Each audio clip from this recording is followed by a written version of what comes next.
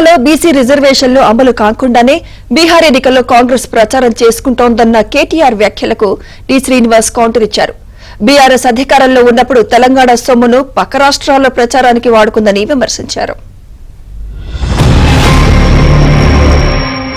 మొన్న నేను బీహార్లో కొన్ని పత్రికల్లో వచ్చిన ప్రకటనలు చూసిన అధ్యక్ష, తెలంగాణలో బీసీ రిజర్వేషన్లు అమలైపోయినాయని చెప్పి బీహార్లో ప్రకటనలు ఇచ్చారు.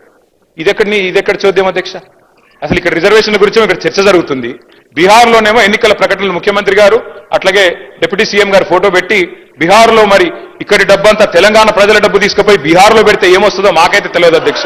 మరి తీసుకుపోయి ప్రకటనలు అక్కడ ఇస్తా ఉన్నారు.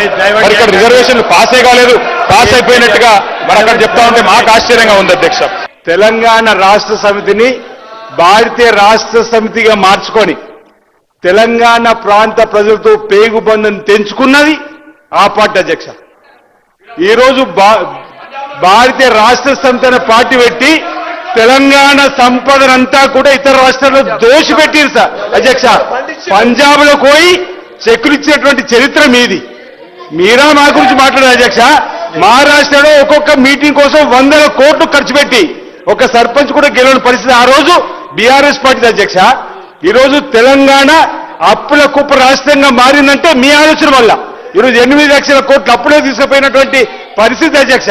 అప్పుడంగా హిందీ రాష్ట్రాల్లో 1000 కోట్లతో భారతీయ రాష్ట్ర సమితికి సంబంధించినటువంటి వారు ఇక్కడి కార్యక్రమం అక్కడ అమలు చేసినట్టుగా చూపేటువంటి కార్యక్రమం చేసి ఈ రాష్ట్ర సంపదను లూట్ చేసినటువంటి వీళ్ళ ఈ రోజు మన గురించి మాట్లాడే అధ్యక్ష.